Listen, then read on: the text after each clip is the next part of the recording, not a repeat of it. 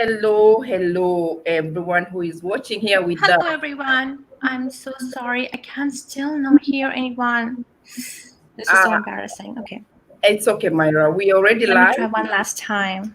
Really. I'm not sure what's wrong. All right. All right. So we have a group, the panelists here, amazing women, and I'm really happy that they agreed to come and join in. We talk about different topics and about cultural and demystifying myths. And I'm just gonna go ahead and not waste a lot of time and let them introduce themselves. I'm Ruth, the founder of Step Up for Autism, and I'm so happy to host the panelists with me here. So, Rado, you can introduce yourself. Yeah, sure. First of all, thank you so much for giving me this opportunity. And it's going to be a very great opportunity to see all these BCPAs and other people from different countries in Africa. My name is Radwa El Tanab. I'm a BCBA certified behavior analyst, and I have a master's degree in ABA and autism from the Sage College in New York. And also, I am an autism mom. I have a son who's 18 years old, and it was the reason for me to study ABA and go through all the procedures. And I also provide behavior analytics service to kids with autism and related disorders.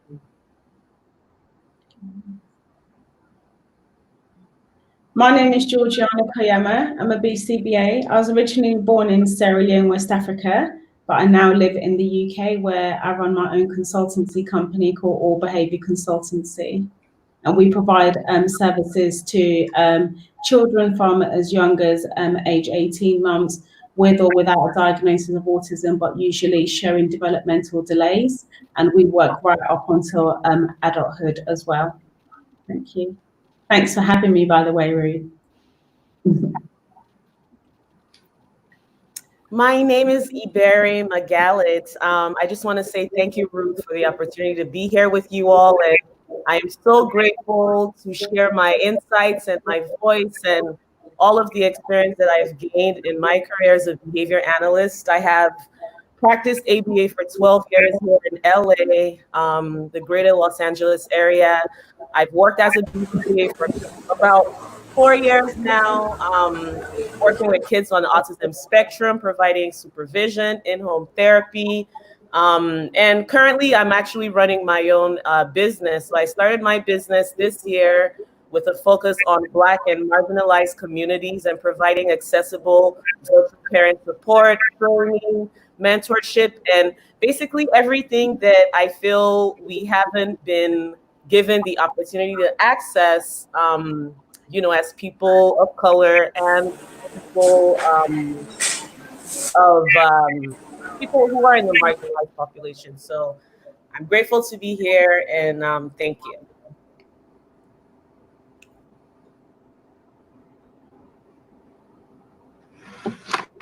Adelola.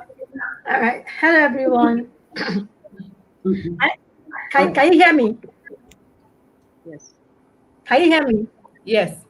All right. My name is Adelola. All right, good. My name is Adelola Edema. I am living in Lagos, Nigeria. I have worked with children with autism and related disorders since 2009. I started off working in autism centers as a volunteer, and then I began to train in behavior therapy.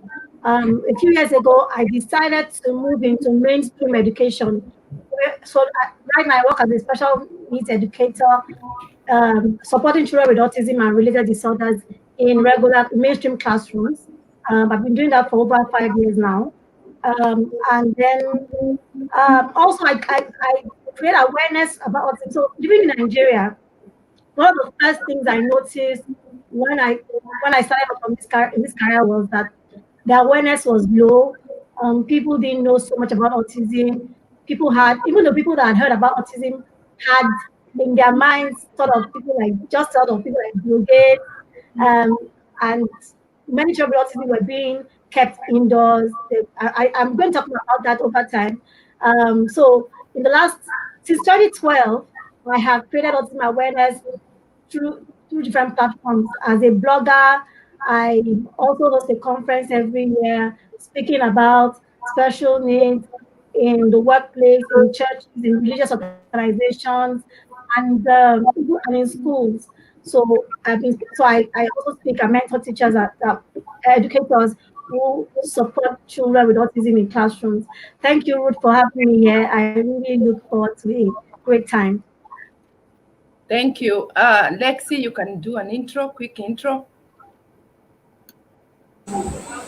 Hi everyone, I'm Lexi Ambani, as from Kenya.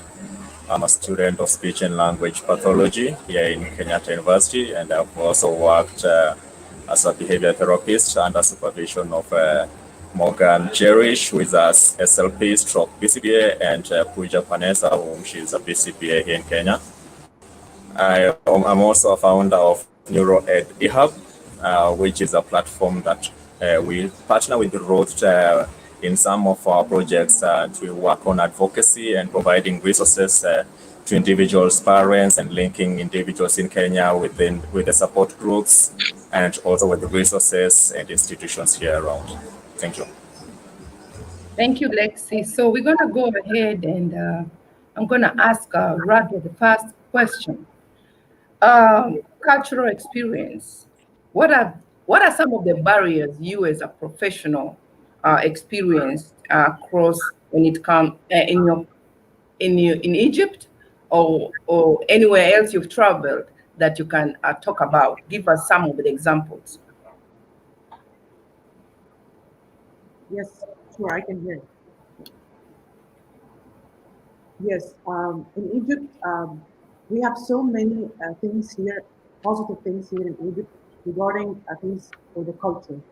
Uh, like, for example, when I started working as a BCVA, when starting doing the practice, one of the things when we provide services, it's like for the parents, sometimes they still don't know so much about ADA. And then we have to educate parents about what is ADA so they can take the proper service. The most important thing here also, it's like when we study like ADA and things related to the ethics. Can you hear me well? Yeah? Okay.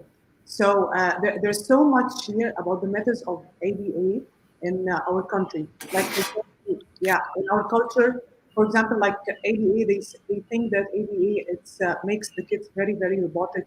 They makes the kids, it's not very like social. It's like they have, it's only when they are making the street trial teaching or sitting teaching the children on the table. So we have so many misconceptions here about ADA regarding with the parents. So I think also this is some of the things that we have to address here in Egypt for parents, teaching them about ADA. And also one of the things regarding the culture during my practice, uh, when I'm facing things regarding sexual education, so I know there are like so many barriers regarding this part. So if I want to teach the parent about some specific things regarding how to teach the kids some sort of sexual education, sometimes parents here think that this is something it's not acceptable. It's like against our religion. It's against our culture. So one of the barriers is the sexual education. Also, there are other barriers here, like for example, in the culture, if the kids still non-verbal and you want to teach the kids to communicate, and I'm starting, for example, to suggest something like a sex training or sign language, you can sometimes find a little bit of resistance because they think that this is not really acceptable in our community. How can my kid walk with like a textbook or a device or anything? So they mainly focus on the speech. They want the child to speak, which is sometimes it's not the first thing that you will go right away, especially if the child does not have like a verbal repertoire and he doesn't have this. Can you hear me well? Yeah, you're good. Can hear you. Yeah. So, for example, so this is sometimes the difficulty. I learned things regarding the communication, how I can approach the kids if he's not, if he's non-verbal, if he still does not how to communicate, how to teach him like using PACS, how to teach him other like communication system. So in our culture, something like this is not really acceptable. Even though we are trying to teach them, it's not because your son can say 1 or 2 words. This means that we cannot use PACS or we cannot use any other form of communication. So this is something that we need to work with the parents in order to try to convince them, or not to convince them, but trying to let them think what's the best thing for their kids. I think these are the most important things regarding like for the culture with working with the parents. Also, we have other things regarding when if I'm a supervisor and I have a supervisor. Also for the supervisee, some of the people here think like, oh, maybe applying some things from AB, it's not really matching with our culture, or how can we do something like that? How can I, oh, you're saying that we cannot post like videos, we cannot post things on social media, we cannot be friends with with our clients. This is what we learn. But in our cultures, oh, this is something very normal, like when people work and they have like their friends, their clients as friends on Facebook. So this is like things which is different.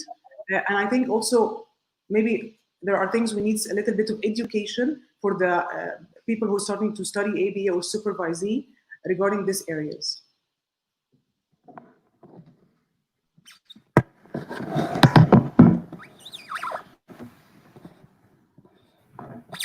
Thank you so much, Radia. Thank you very much. That's really interesting. So we can go ahead, Georgiana, to chip in on that, to say about her as a professional. The same about culture.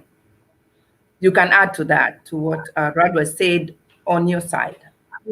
Brad, I think that was really informative and interesting to hear sort of, you know, where Egypt is in the line of that. I'm going to speak from my experience of what I know is going on the ground in Sierra Leone. I actually don't provide any I don't provide any direct services out there, but I do have, you know, a wide range of networks of people out there who are working with special needs and particularly in autism. So just to say that in Sierra Leone, we're still very much at an awareness stage of just what is autism. You know, we haven't really developed too far advanced in terms of intervention and what that looks like. The key thing is out there at the moment is there's still just stigma around what autism is. Parental isolation and parents being ostracized or blamed by the fact, you know, that their children have a developmental delay is still what we're working with out there in Sierra Leone. So it's still very much of, you know, there is, you know, nothing wrong with your child, you know, your child is not possessed or anything like that. This is a developmental delay, and just trying to just educate people that actually it's not their fault, and that there are things that can actually be done. In terms of intervention, it's still very much people mainly using traditional approaches to try to heal children with autism.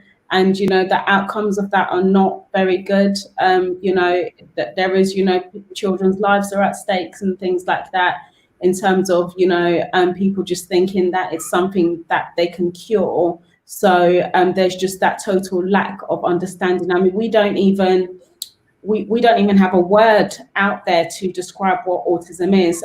When it is described, the words that are used, you know, they're not very they're just not very friendly terms. So it's, you know, we still have to do that work in our society, acknowledging and respecting individuals who are autistic. And a lot of groundwork needs to be done out there to get the government also to provide services, or at least be aware that this is going on and be part of campaigning. And, you know, we need to lobby basically for the government to pay attention to that.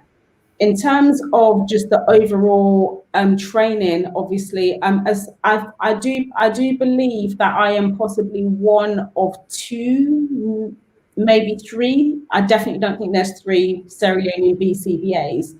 And obviously, you know, I don't live out there, but in terms of just the training on how to get people trained up is very, you know, I've been having various conversations about how we could get training provided locally at the universities, because without that training, it's really, really difficult to upskill people. You know, there are so many you know, ethical barriers as to why I'm not out there, you know, directly providing services, although I do support charities and organizations who do provide those services.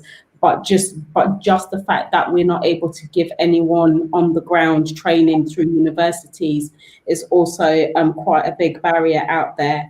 In terms of supporting children directly, I mean, one of the difficulties is obviously the language barrier. So all of the curriculums are in English.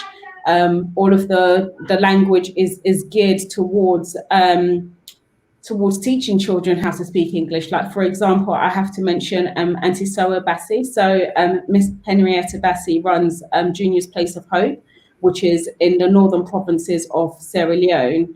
And, you know, she was saying in the alphabet, so the phonics was just completely different, because she was like, you know, having to give the words, you know, P and A, B, K, all the different sounds in relation to the items that our children out there come across, although they're looking at, you know, the alphabet board where it's got A for apple and things like that. And that's not really in line with our culture. So even curriculums have to be even more differentiated to suit the cultural needs out there, to ensure that the children can actually access that and learn.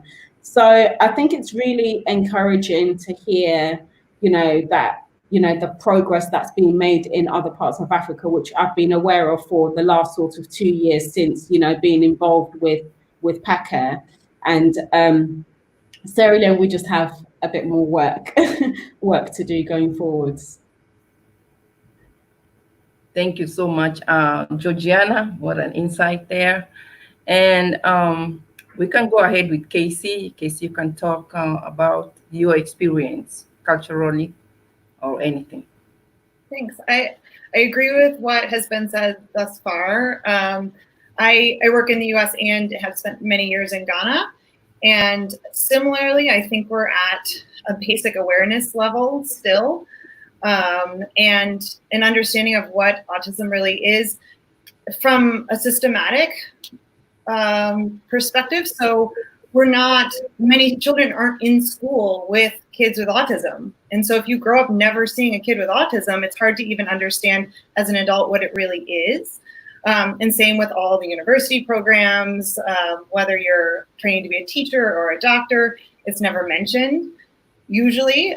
So the society just isn't exposed like it is elsewhere. And then if you do have families that do understand autism and seek out a diagnosis, the assessment tools that we have, so similar to those language comments that you were making, the assessment tools are completely standardized to other cultures. So it's really hard to get an accurate diagnosis when it's standardized to a social context that is not the same social or cultural context that you're diagnosing the child in.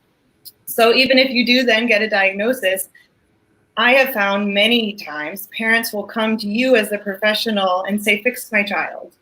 And as probably everyone here knows, a big part is parent involvement. And so I found that to be another barrier, is the training parents and getting them on board to support when the child's at home.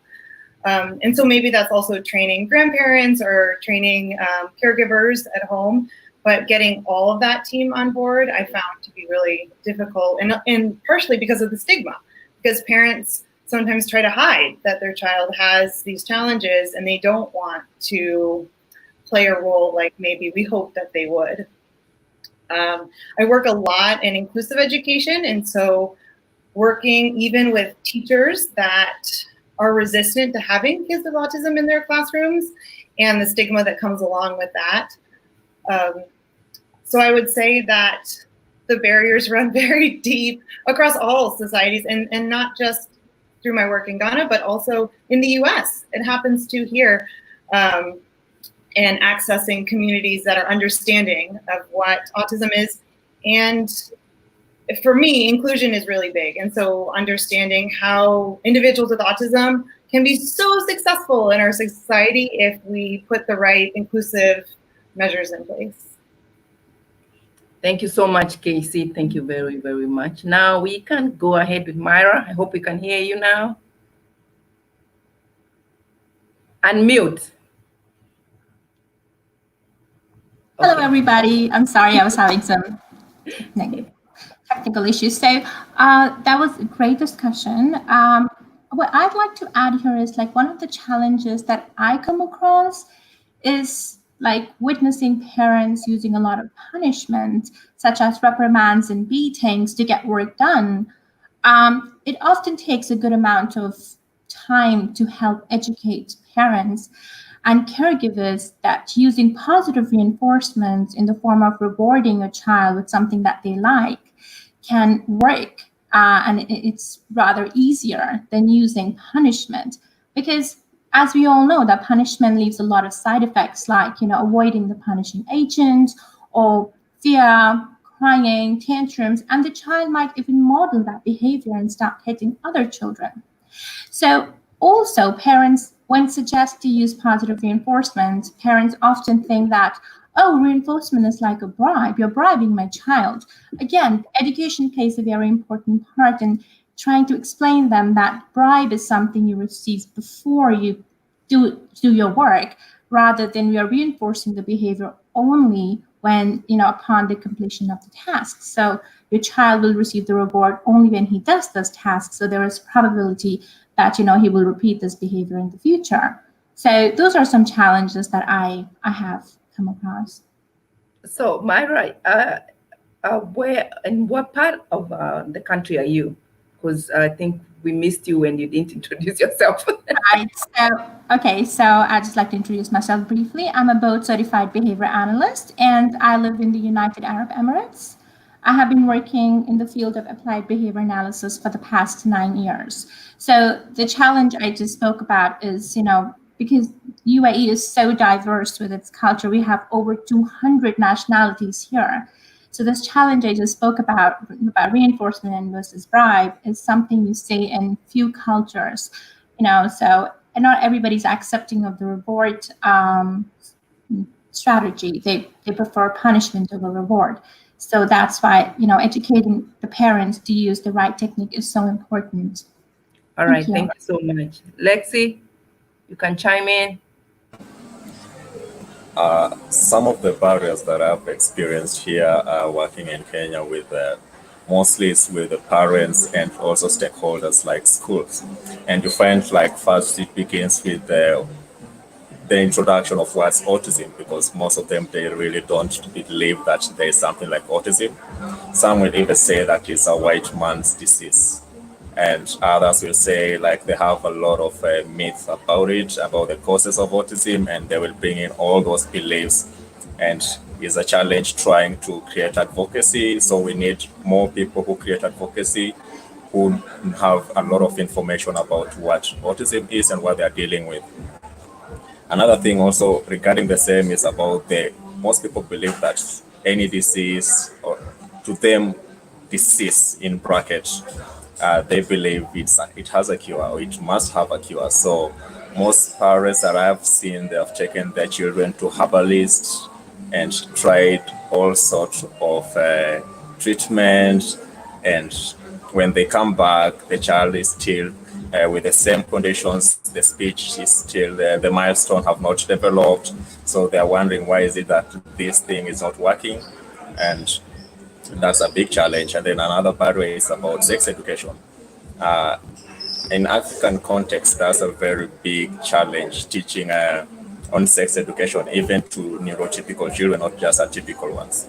And that's a very big barrier here, like in Kenya, because most parents, to them, this is their child. Even if they are 30 years old, it's still their child. So they don't care about the emotional and intelligence part of that child. If they have sexual desires or anything, to them, it's their child, and they don't want anything affiliation with sex education.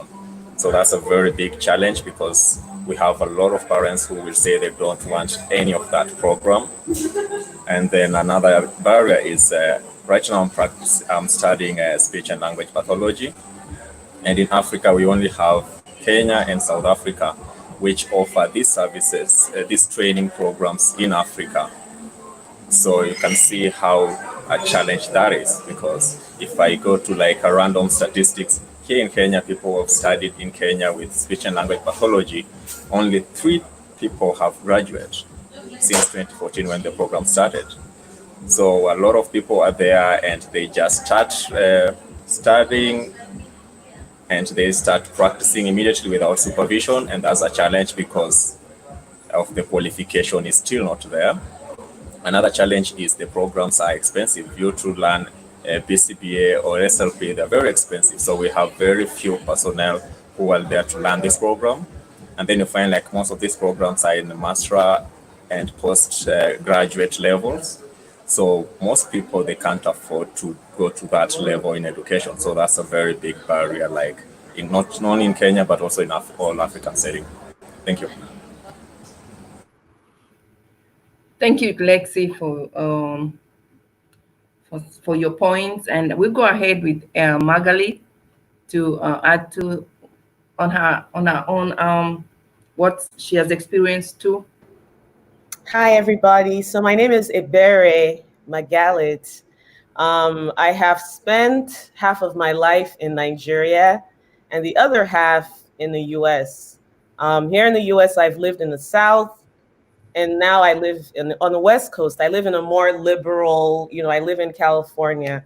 And so what I think for me, it's important to kind of see these overarching issues that are across the board for people of color, specifically, in regards to autism and awareness. And I'm just going to talk about, the 2 that really stand out for me would be education and poverty. Those are the top barriers to me, because when you start to tease out pieces of poverty, you can see that access to everything that everyone has talked about is linked to that. So your ability to access adequate training, as a practitioner, your ability to access adequate training as a parent or even as an individual, an autistic individual.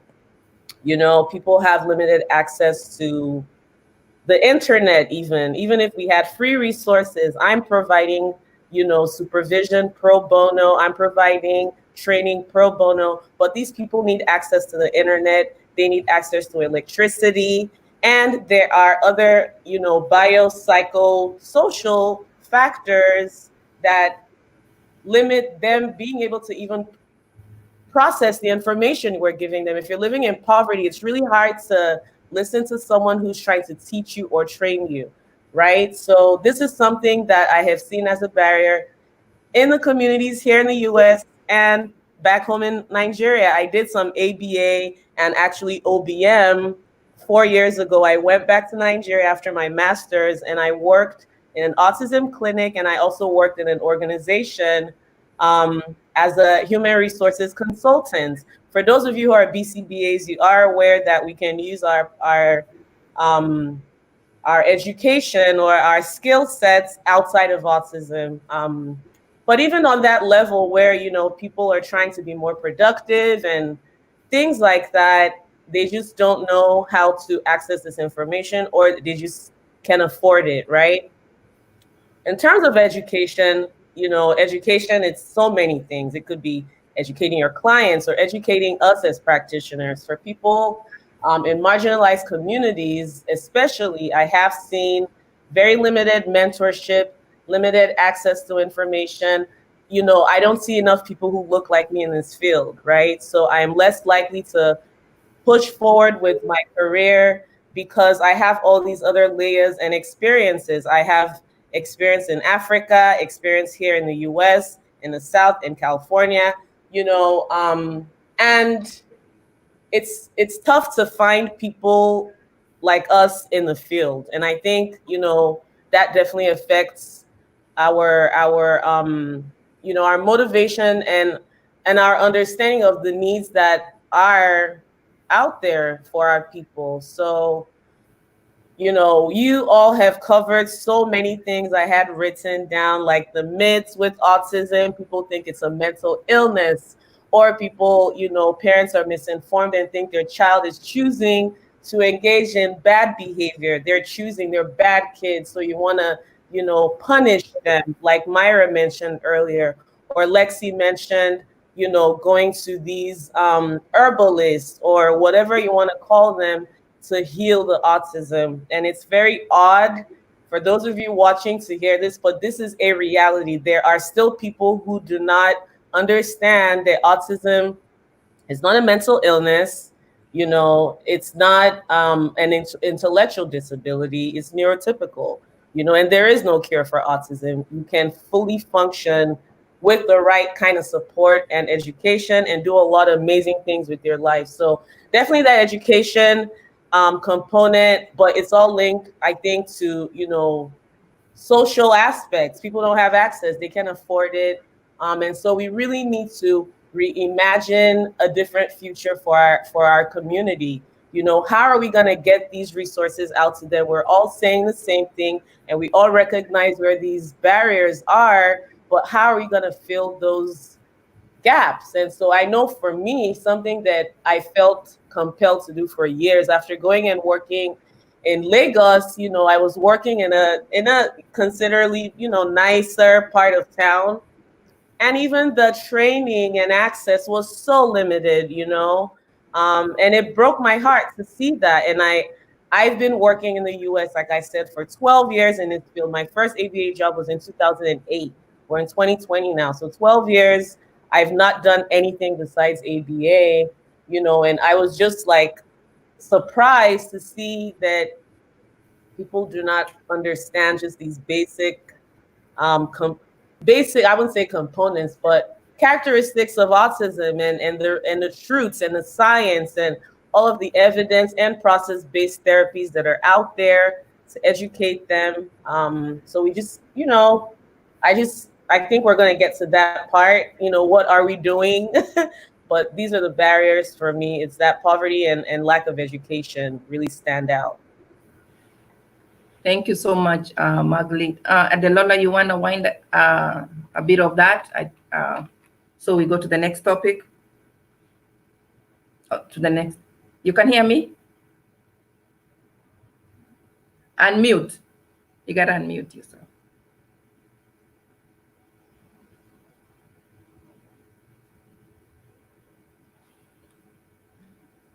She's frozen, right? Adelola. So I'm just gonna.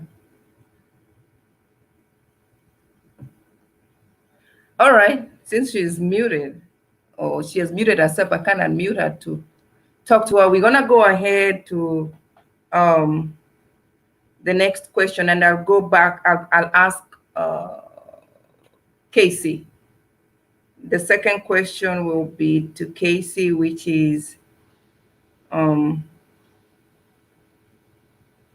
what would you tell parents on to do to ease stress and help their kids? You can give us just a little example on that, or just tell us a little bit on what they can do when they're working with their kids in the home settings. Sure. One of the big things that I found to be helpful is to be reassuring that you're not alone. That I think all parents at some point in raising your kids, you feel frustrated and don't know what to do. But if you're feeling that, definitely someone else has felt that. And there are so many parents of kids with autism, diagnosed or not, who are going through probably similar challenges.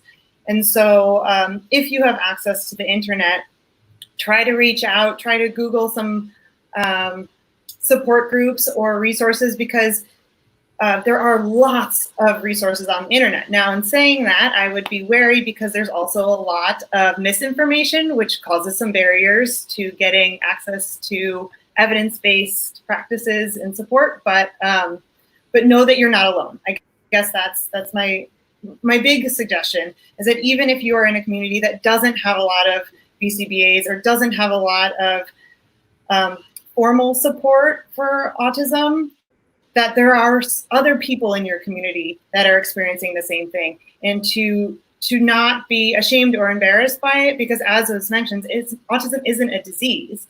And your child, given the right supports, is going to be fabulously successful in their future. And to have faith in that, and knowing that your child is your child, regardless of their behavior, if they're using verbal language or not, they're, at the end of the day, they're still a child, and they still love you, and you love them just as you would any other child. And so for me, that would be the greatest starting point. Thank you, Casey. Georgiana? Hi. Yeah, just in relation to what Casey has said, I think that for me, that all comes under self-care.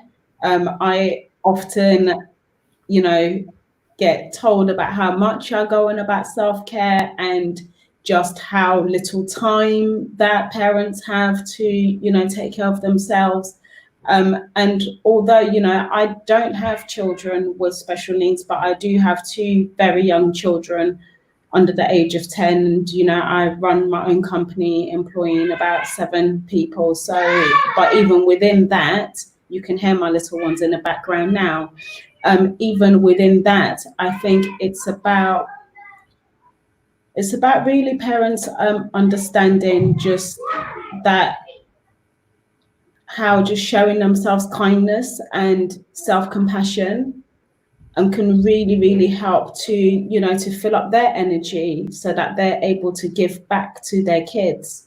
And I think it's really difficult to, as, I can speak as a mother, and, trying to not get into that cycle where you always feel as though you're doing the wrong things, or like, these are your children first and foremost. As long as you've got love in your heart for your kids, which you do, then you start from there. I think from a behavioral standpoint, it's really about parents. I would say, as we were talking before, Myra was talking about positive reinforcement, we're really big on trying to get parents to understand the initial triggers to their children's behaviors, or to really understand the things that their child wants to communicate for, and to really be proactive about those things in advance. We get a lot of times where parents are, working with, well, when he does this, then what do I do? Whereas we're trying to work with them in understanding, well, what are the steps leading up to when that behavior occurs, or when that disengagement occurs, or when your child is not able to communicate for particular things, what's happening 5 minutes before, what are the 3 or 4 steps, so that we can hone in on that. And particularly where it is challenging behaviors that people want to work with, it's about thinking, what measures can we put in place to decrease or prevent the behavior from occurring in the first place, so that we don't always have to focus on, how to rectify the behavior or things like that, because it's not really what we want to be using our skills for. So I think for me, it's all about supporting and teaching parents about proactive based strategies.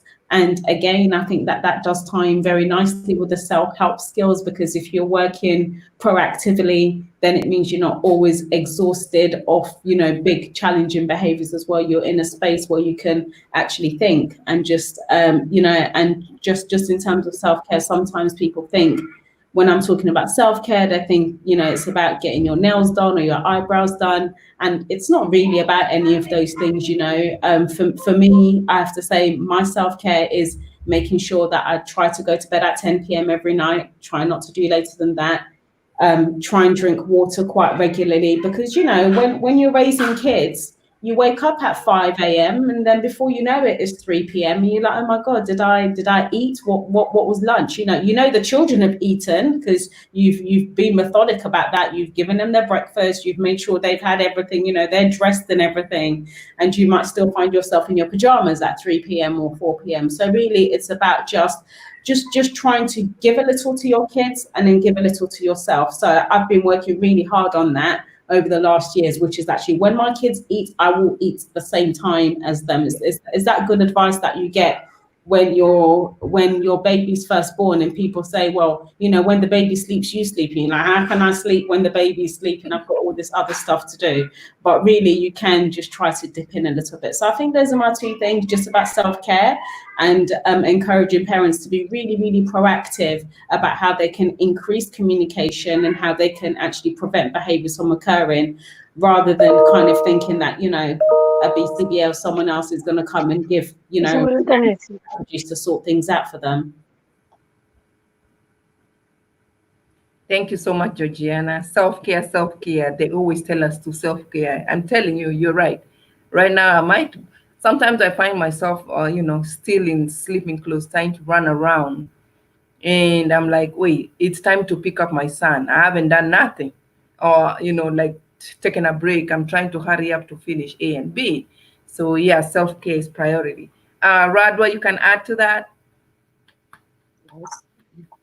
Yeah, I just want to add also to the parents that, and maybe the parents needs to learn also to put in their mind that not every behavior that we see in our children needs to be addressed and needs to be changed. This is something very important also. I faced personally before I study and before I learned so many things before I studied ABA with my son. And like when he was young, he was engaging in like more vocal stereotypy, more hand flapping. So these things was bothering me so much. But by time I started to understand so many things, I started to understand that how can I make his environment very, very rich? How can I teach him so many skills? And I don't have to target the stereotypy or the self-stimulatory behaviors like one by one or individually. So, and this is also what I'm trying to tell like my clients when they are very, very focused on the self-stimulatory behaviors or other behaviors that they see for their kids. Another thing also that I want to mention is that I see so many parents like, oh, my son is like 8 years or 9 years and still did not get dressed by himself, did not get like to brush his teeth by himself. So and then when I like talk to the parents, I see that parents, the kids wake up very, very late in the morning, and then they have to catch the bus, they have to go to school, they come back, go to trainings, and his life is so busy. And mom, of course, becomes very stressful, and there's no time to give the child enough time to do the things independently and by himself. And it ends up that he's 8 and 9 years old, still mom doing things for him. So I think parents need to like slow down a little bit, put priorities, break down the task. If there's a very complex task, let's break it down and make a plan. I was like back in the 2008 or 2009, I was like making for my son. There was no like enough services. I stayed in the Saudi Arabia for 2 years. I was teaching my son from the morning till night. I was like receiving programs from a place there in the United States so they can teach me. And it was like ABA for me is something very new. And it was like I wake up in the morning and till 3 or 4 p.m. I do like a lot of work with my son. And then I end up, oh, that's too much. It's becoming very stressful.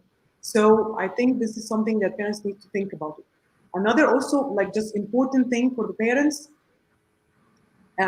maybe we can discuss it also like later during this discussion, things that when parents think about, I will go for a specific services, okay, and like leave the most evidence-based services. So they can go and pay money even for other services that it's not going to add too much to the son, okay, and then they leave the most evidence-based. So they're wasting their money, they're wasting their time. So I really trying to help parents, and here in Egypt, by disseminating how they can go and search and go, what's the research say about this, instead of wasting your time and your son time and money. Thank you so much, Radwa. Lexi, can you add to that?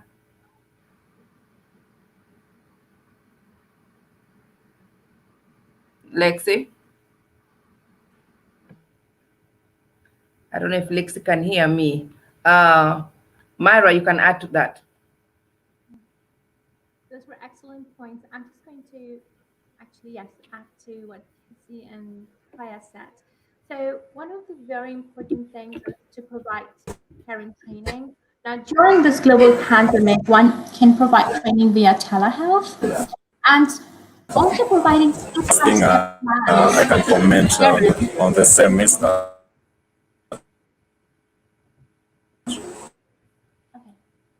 All right, go ahead. I was saying that providing step-by-step plans to the parents and setting up a weekly or bi-weekly schedule to review the program can also ensure in smooth functioning of the program with the individual.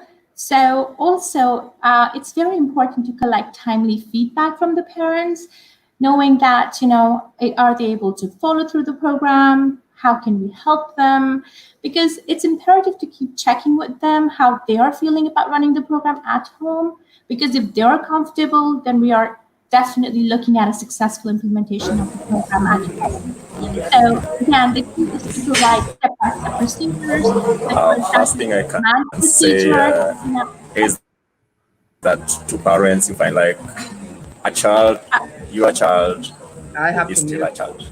So despite the fact that they have a diagnosis, they have autism spectrum, or they have a certain diagnosis, they are a child. Then children, they have their way of processing things, they are developing.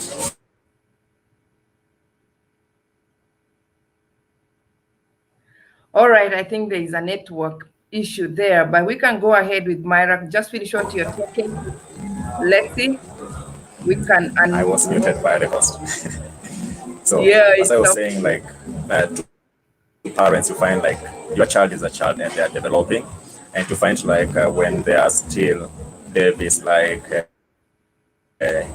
in very early stages of development, most of the things they find they will keep putting in their mouth, and that is their normal stage of growth, and it's like the oral stage, so they will have to do that, and when they find something they'll put it in their mouth. So after that you'll find like these children, when they start growing and developing, you find like now they need like toilet training and potty training, and this has the essential reasons why it's there and it's at that early stage. And then after that, as they keep on growing, they will have to come to like sexual orientation and start asking questions like, oh, why am I a boy? Why is this one a girl? Or even identifying their own self, like, what's my name? And knowing like they're able to now to make friends. So I find like these are just general growth and development procedure of children. But the same thing, it also applies to the typical ones because they are still growing and they're still children. So I find like most parents, they will call you and saying like, oh, my child is putting everything in the mouth. And when you ask like, how old is the child? They're like 2 years. They were just given a diagnosis recently. So parents need to be able to identify and differentiate if it's a developmental process or is something affiliated with autism. Because you might find there are some concerns that are there, like a child might be throwing tantrums. And the first thing the parents calls is like, oh, my child today is throwing tantrums and they have developed a new behavior, and what should we do? But you need to understand, like even the neurotypical children, they throw tantrums every day. Every child, they have a way of learning, and behavior comes and it happens every day, and it's always unique because, first of all, they're children. So parents need to understand that, like a child, first of all, is still a child with or without autism spectrum diagnosis. They're children, and they have their developmental patterns, they have behaviors that occurs because they're children, and you as a parent or also as a therapist, when you are a child, you still went through the same procedure. The thing I can add on the same is, I will say, is communication. So everything in life, every procedure that we go through, we communicate, and we learn communication through the environment. We learn communication through our social communities at home from what we're seeing. So we need to take these children as explorers, because when they see something, they want to touch it, they want to play with it, exploring what is it, how does it taste? Is it sweet? Is it bitter? Is it sour? Is it rough? Is this texture good? Does it taste good? So those are like the basic things during this growth, and parents need to understand like these things happen to every child. So what they need to know is during these stages, children are trying to communicate. As they grow, they're communicating and responding to the environment on what's happening from within their bodies as they're growing and developing. and also adapting to the society and the environment around them. So as they are growing, what parents need to understand and to put in hand is that to create a channel for communication with their children. Yes, your children has autism spectrum. Yes, they might be verbal, they might be non-verbal, but then what? So we need to bring a channel of communication, and you find like most parents only believe in speech, like my child must use sound and say hello so that they can know like, oh, my child is communicating. But then you need to understand like it's not just about saying hello. We have individuals who are deaf in the society and they're living a very good life and they're using different channels of communication. That's just a by the way example. And it shows like we have a lot of channels for communications that we need to teach. It might be speech, which is very easy because you just open your mouth and start producing these voices. Another one is gestural. You can gesture, point.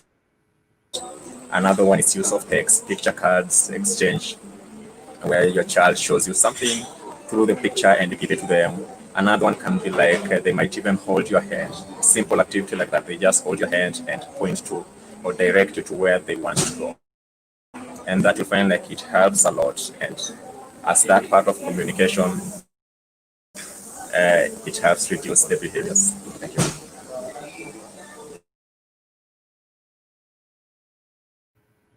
Thank you, Lexi. I hope it was clear enough. I know it was staticky with a network issue, but at least we got his points, which is great. So, Myra, you can finish where you left off. Thank you so much, Ruth. I was just emphasizing that on the step-by-step procedure that can help parents work with their children at home.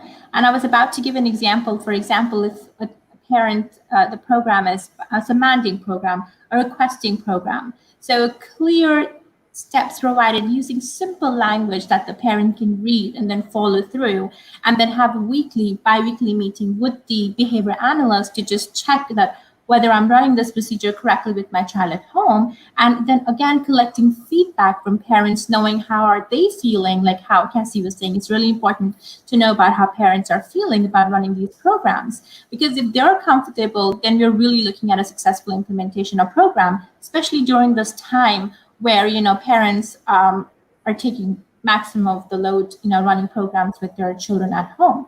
So yeah, that's it. Thank you. Margaret, you have something to add? Hi. Well, so everyone has talked about strategies for parents to be able to work with their kids at home. So I'm going to talk about something different. You know, your question was helping parents ease their stress and ways they can help their children. Is that right? Yeah.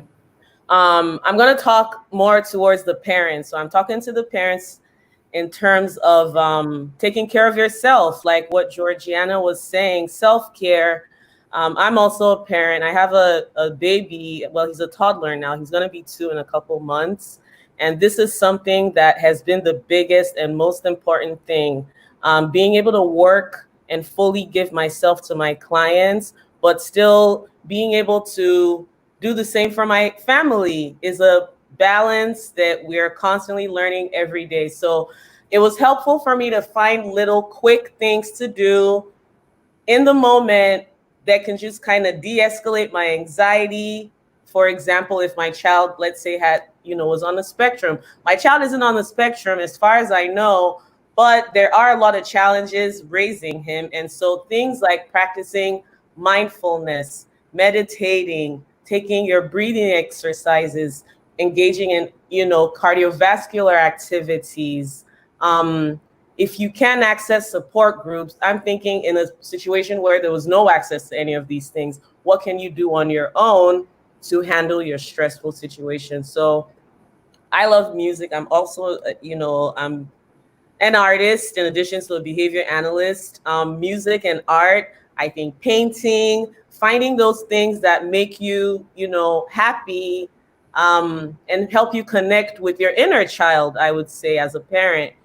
Those things that spark joy for you, constantly remind yourself, write these things down: yoga, art, music. I need to spend 10 minutes to do one of these things so that you can commit yourself fully to the field and to your family. For the children, I think very important that parents start to empower them at an early age, teaching them self-management techniques.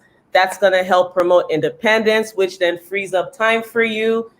Several people talked about feeding, being able to use the restroom, being able to communicate, right? So instead of taking on that responsibility and your child is constantly needing you or prompt dependent on you, mom and dad, how about you start from the beginning? Even as practitioners, my goal is to make parent training and education the top priority from the beginning. I do not want to support you long term. My goal is to take all the BCBA out of me and give it to you, mom and dad, right? So empower the parents so that in times like this, during this pandemic where internet is limited, services are limited, you have health issues, you have financial issues, people are getting laid off. I don't know how it is other parts of the world, but I mean, the rate of unemployment in the US, is astounding. So people don't have access to a lot of things they did pre-COVID. And the amount of stress is doubled. The workload is different. When you're working from home, you're trying to take care of your children. So it's very easy to forget yourself. You're putting all your resources and energy and all these other things. So self-care on the part of the parent and empowering your children, teaching them these self-management techniques, helping them, understand your role as a parent and their role as a child. There's some codependency we see happening in families, and just parents taking that time to understand the structure of their family and the relationships they have with their kids, and making sure that it's more adaptive so that long term your child is not needing you for everything, and that eases up more time for you as a parent. Your stress is lower, you're able to engage in these activities that I had suggested, such as the yoga or mindfulness or deep breathing or cardio or whatever it is, right? You're freeing up more time for yourself by empowering your child so that they're not waiting for you to do all these different things for them. And that's all I've got to say about that. Thank you. Adelola, we'll start from you winding up. So what have you done to your community or for your community as an individual? What have been your contributions? Now, at least we can spend at least each 2 minutes and then we close. So we'll start with you, Adelola, and then Radwa, then Georgiana, like that. Okay. All right. Please, before I answer, let me quickly add this, Sure. this thing to this question of what parents can be doing. Right. I was going to say, when you asked me about barriers, one of the challenges we have in Nigeria is late diagnosis. So we have teenagers just being diagnosed or parents not knowing on time. And so enough parents I've been speaking to during this pandemic, during this lockdown, as it were, I said to them, ensure that while you're at home, you're engaging your child. If you want to teach attention skills, joint attention, imitation, no matter what you want to teach your child, send them on small errands and get them engaged in the house, in the kitchen, wherever you are. And I seem to get quite positive feedback, because it means that the parents are connecting with their children and not abandoning them while they are just overwhelmed with being at home or the challenges of the pandemic. So having said that, I would then, so what have I done in my community? Primarily, so I said when I was introducing myself, I did say that since 2012 I've been involved in awareness. So initially I started off with just talking, with speaking at, right? I started off speaking at events. Interestingly, I worked in a special school with an NGO that was very big on awareness. It was an NGO that had a special school, and then it had an awareness arm. So I would follow them around, and we did that, in partnership with the National Autism Body in Nigeria at that time. So creating awareness in Abuja at the time, and I decided to take it a bit further. I started writing about autism. So I started writing on my Facebook. I started blogging and tweeting about autism. Over the years, I realized that beyond the people that can connect online. There are people that will not ever read my blogs, or that probably don't even have access to the internet as much. They're on the streets there. So I partner with friends, colleagues to host. Well, primarily I host the conference, and then I bring them on board, and then begin to talk on major issues of on autism. So beyond creating an awareness, so it's the function of, so now you know about autism, now you know about special needs. What next? What's your role? What should you do? So beyond talking to parents, we began to talk to professional bodies, talk to educators on what to do. How do you identify autism in the classroom? What do you even do when you find out a child has, when you suspect, you cannot label a child as autistic, but you can suspect autism. And so what should you do about it? So basically a lot of my work has been in awareness and advocacy. And then I also work with parents. You cannot just do this by just working with children one-on-one. I work with parents that don't have access. I mean, there's so much that I missed out on because of my network, so I apologize for that. Some parents don't have access to therapy because of their location. So some of them, I connect with them from where I am over the phone, talking to them about what their child needs, so what can they be doing with their child at home, so that the child does not, so the child can start gaining skills. We can't wait till the child is 15, then that before help can get to your local area. Or we don't want to wait till you find out the child is now 20 and your child never got any help. Meanwhile, you started suspecting autism at an early age, like maybe let's say between 3 and 5. I mean, considering those kind of places, they wouldn't even know on time. The only reason they probably know about autism now is because they're on Facebook and they're active on social media. So I have partnered with support groups, just talking to parents in different localities around Nigeria, helping them know what to do with their children while we wait for autism therapy and autism support to get to that locality. And the good thing about that, some of these parents are proactive. Like I think Georgina said, I can't remember talk about proactive. No, about parents getting training to professionals. Some parents are proactive enough to actually come to Lagos, get some training, and not just help their children, but help parents in their areas. So I think advocacy is the way forward. Advocacy, not just talking about it, but telling people what to do. I mean, what role they should play in terms of inclusion, in terms of parent support, and against stigmatization. I hope that answers the question. Thank you so much. You answered more, and thank you for filling the gaps when you are out of network. You did awesome. And Radwa, so we go to you. We're winding up. What have you done to your community as an individual? Yeah. Before I talk about this point, I just want to mention something related to the Sure. self-care of the parents. Just one thing to mention. Maybe because also I'm a mom, I believe also that a very big part of releasing stress is when mom see their kids' improvement and progresses, So I totally understand the importance of meditation and yoga. I myself play like Pilates and go exercise Pilates and spinning. But like the most important thing that makes me so happy that when I see my son make a progress in something. Definitely when parents go back home and see the child like crying or sitting or screaming or engaging in a tantrum after she came back from any exercise, it will not make her so happy. So I feel I'm not underestimating, of course, any kind of activity. This is something very important, but I'm talking about it makes me feel so happy when I see my kid make any progress. So this is a very, very big release of stress for me. Back to the dissemination and community. I was like in 2016, February 2016, I was board certified assistant behavior analyst, and I was very lucky to be the first one in Egypt. And once I have this certification, I started to, how can I help my community? How can I help other parents? Especially there was no like any certified people in Egypt.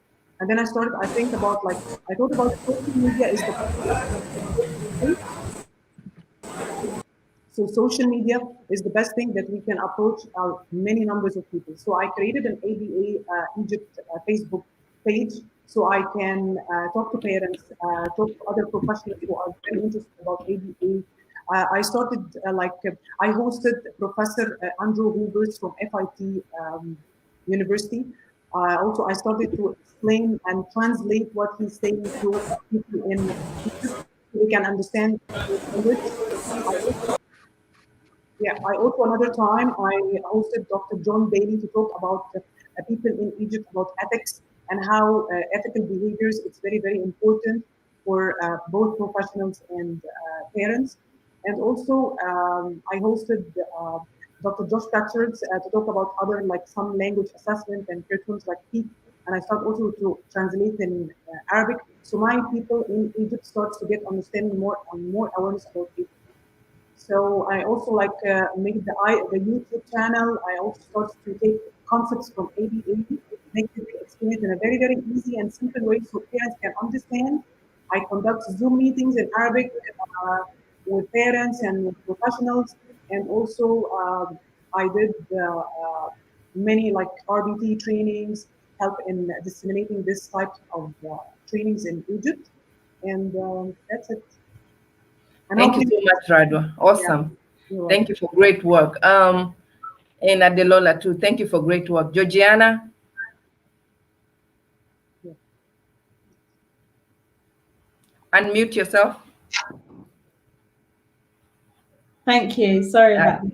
Radwa, I just want to say what amazing work you're doing out there. That just sounds just outstanding. You know, you're making such a big difference and changing lives. So that's just incredible. And to be also, you know, just giving so much of your time, because I'm sure that a lot of that just involves, you know, your own personal time. So I just think you're just an amazing human being to be able to reach out and help so many people.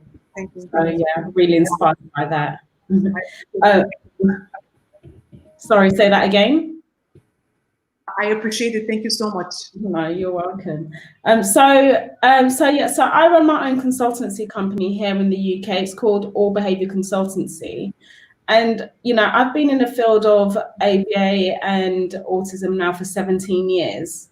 And one of the things that I was very surprised at is that it wasn't until possibly about maybe 3 years on into my career that I started working with, I would consider families who, you know, whose socioeconomic circumstances impacted on their ability to access services.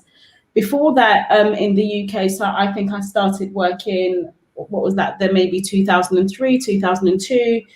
There was a saying here that that ABA was, you know, the Rolls-Royce service for children with for autistic children and their families, and you know, there was nothing I felt that I could do about that for such a long time, because, you know, I was, you know, trying to work my way up. But I think as soon as I got the opportunity, I had that awareness of understanding that in terms of us as behavior analysts, it's in our ethics about disseminating the science and how we supposed to do that.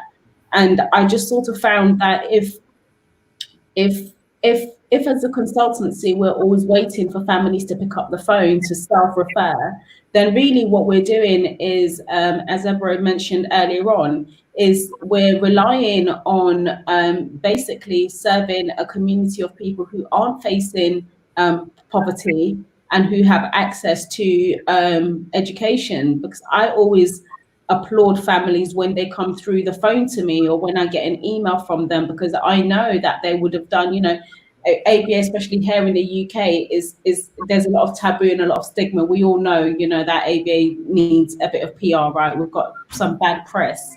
And I think when families come across us, then I know that, you know, they have done a lot of research and done a lot of work to come and find us.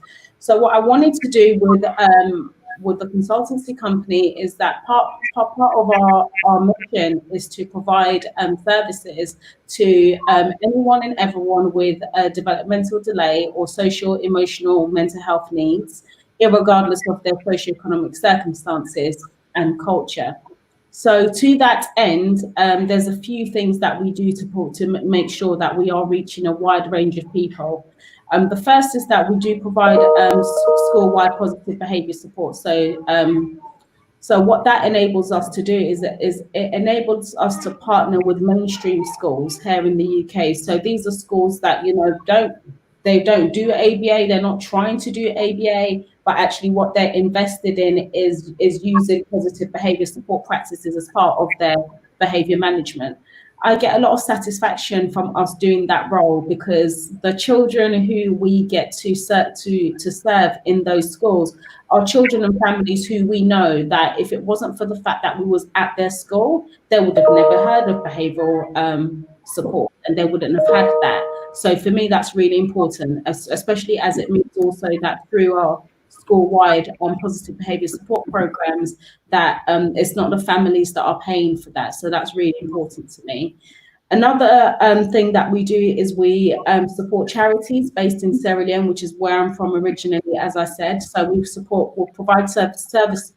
I'm on the board of 2 organizations out there. The first I mentioned earlier on is Junior's Place of Hope, which is the only school for children with special education needs in both Sierra Leone, where there's just, I spoke earlier on about just the lack of awareness out there. So we as a consultancy currently are funding for one of their senior therapists to undertake the RBT training, and we're hoping to be able to expand that. As I said earlier on, there's challenges to that, because even though we can provide the training, there's issues with internet access and, just whatever I mentioned earlier on, just in terms of just what it means when people are, living in or their circumstances don't allow them to access what we consider basic. We now in 2020, thanks to COVID, the internet has now become a basic a basic need, and that's not out there. And we also helped to fundraise for another organization out there in Sierra Leone, which is known as Commit and Act. Now, Commit and Act is really, really special organization, because what they do is they provide food and shelter to children and women who have been victims of gender-based violence. So that's really, really important work that is going on out there, because again, we all know that, as women, we have to, work that bit harder to hold our place in society. And as minority women, that's even, comes with its own challenges as well. So, Commit and Act, they use acceptance commitment therapy out there in Sierra Leone, which is just so progressive in terms of where Sierra Leone is in other aspects of thinking about trauma and supporting people and children that have been affected by trauma. So that's sort of how we want to grow and just be able to ensure that we are serving a diverse community. Thank you so much, Georgiana. Great what you guys are doing. So Casey, tell us about what you've done to the community as an individual. I know you have an organization. Yeah. Everyone's doing so much. It's such an honor to be with all of you virtually right now. It's been wonderful hearing about all the work that everyone's doing. So I've done a lot of things over the years. In 2011, I founded the Autism Society of West Africa, which basically grew out of the need to have more culturally appropriate support and services for kids with autism. And it brings together community members from across West Africa for educational events and big conferences. More recently, I've been focused on inclusion. So when in Ghana, I was working with local schools to big private international schools to start the conversation. What is inclusion? That it's not just about proximity, that it's actually about meaningful education that every child has a right to. And talking with administrators to write inclusion policies, to teachers and training on what inclusion looks like for their classrooms, to parents and why inclusion isn't just about kids with disabilities, that it's actually beneficial for everyone. Because that's the direction that I feel and many feel in the world today, that our schools need to be inclusive, because it's far more reflective of actual societies, and it prepares our students to be adults that are understanding of everyone. I'm also a lecturer at Penn State University College of Education, so working with teachers in Detroit metro area, but mostly Detroit public schools. And these teachers are coming back to learn more about autism. And so preparing them to have inclusive classrooms and trying to empower them to be advocates for their students and their families in typically under-resourced communities, and taking what I know and helping them, to be empowered to go back to their communities and talk with parents on how to advocate for their own kids. Thank you. Yeah, thank you so much, Casey. I hope you're gonna join me in Kenya as I'm waiting for this COVID to be over, because you're coming with me to Kenya on my next trip. So Myra, tell us what you've done to your community. So, like I've mentioned before, I've been a part of this science for the past 9 years, but in February 2020, I recently got my certification as a board certified behavior analyst. And I have been doing a lot of research online of how people offer CEUs and trainings. And that's really inspired me. So my friends and I from grad school, we are collaborating to provide free trainings to parents and caregivers.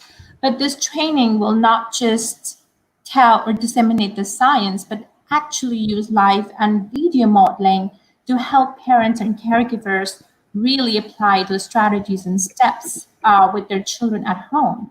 So our focus is to collaborate once a month and prepare this training and offer it online for free. Besides this, I have also, because I know the struggles of grad school and training and everything that people have spoken of today, I have offered free supervision, free training to anybody, specifically in Africa, because I really want to help people get their certification, to get training. And for me, my aim to get certified as a board behavior analyst was to offer free trainings, specifically in those parts of the countries where people lack trainings due to financial reasons specifically. So those are my aims, and I hope I can get everybody's support in succeeding to where I'm leading with my friends. Thank you. Great. Margaret. Hi.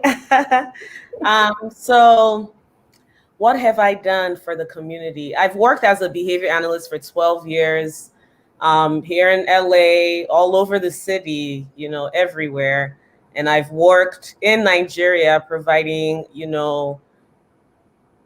behavior management for an organization. It's called OBM. Some of you are familiar with that. But basically helping these companies achieve better workplace satisfaction and be able to motivate and empower their staff and have that, nice workflow going with the supervisor-supervisee relationship, specifically with the field of autism.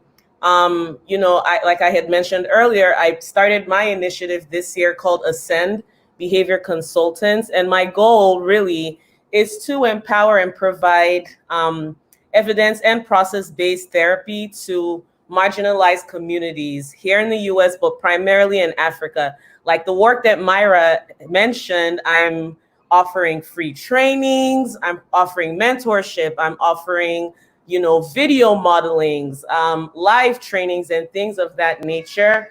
We are a for-profit organization. However, in the primary and the focal point of Ascend is social impact and giving back to the community. So I really want to empower my people, to get adequate training and services using cognitive behavior therapy, music therapy, art therapy, of course, behavior analysis. But I want to, have a multidisciplinary team where we're going to be able to be a one-stop shop for these families, advocacy, and things like that. It's kind of tough.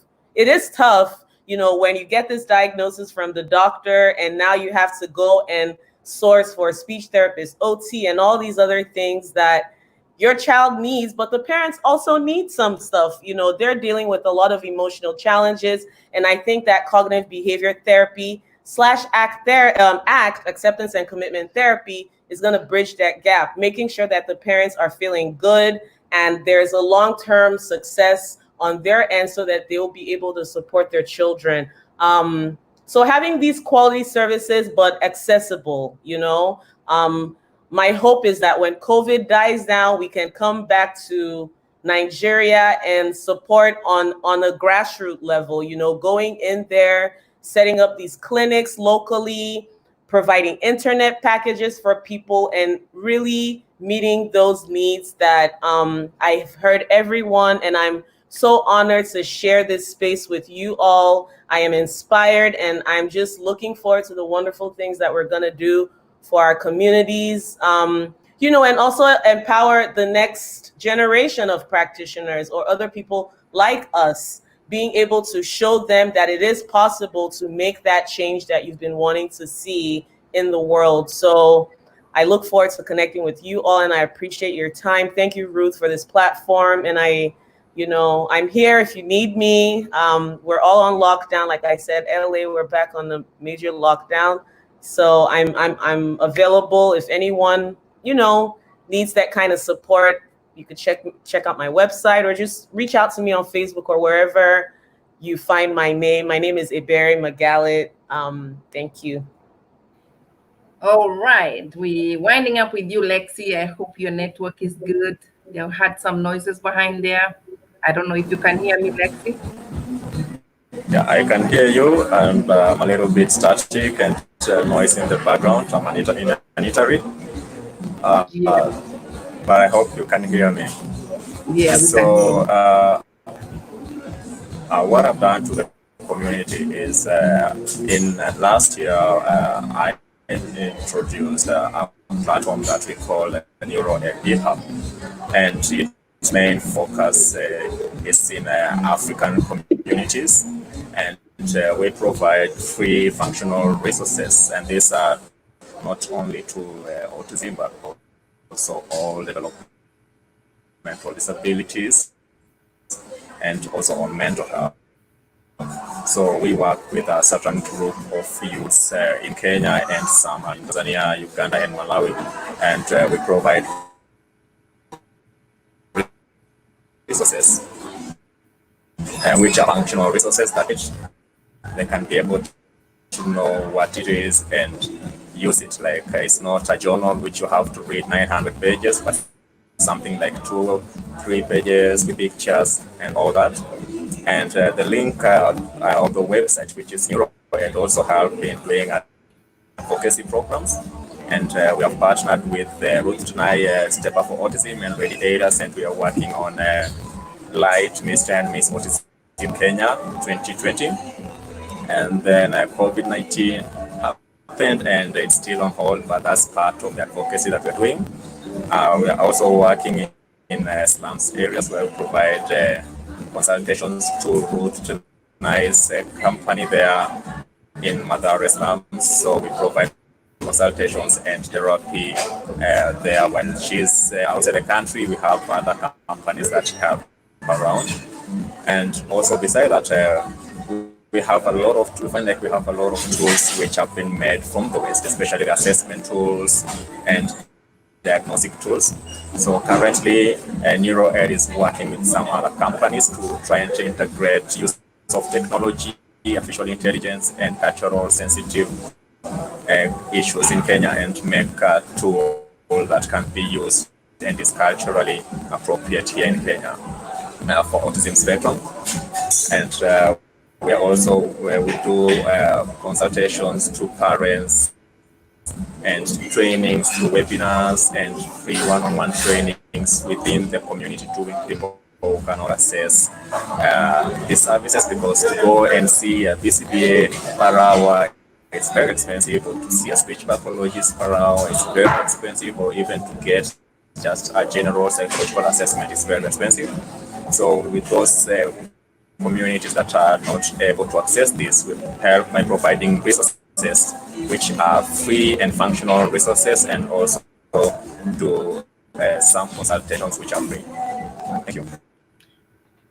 Thank you guys so much. Thank you, Lexi. Lexi volunteers in my I organization. love the music in your background. I just had to say it. Sorry to cut you off. Lexi is in a mall or somewhere. We can hear a lot of stuff going on there, but we enjoyed it a little bit. But So you guys, thank you so much. Lexi volunteers in my organization. You know, we do free therapy in Kenya. It's not as big as that, but we work hard to help the people who can't afford therapies in Kenya. And mostly the therapy center is a small center located in the slum area. So you know, it really like caters for, and it eases also stress for parents around there who can bring their children.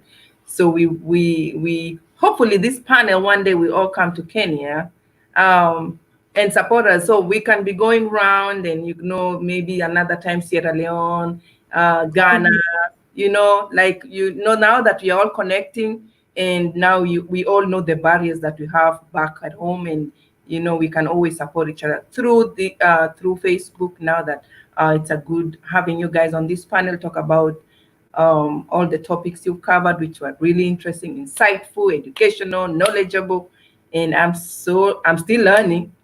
So thank you guys so much, and I hope you guys can connect even after here, and we can come back again and talk about something different. If you feel like you have something that you want to bring and talk to, or to the panel, we can set up another panel, and you can always show up, and we can always have a discussion. So guys, thank you so much, and don't leave. I'm about to end this broadcast, and I know everybody had a good time. I did.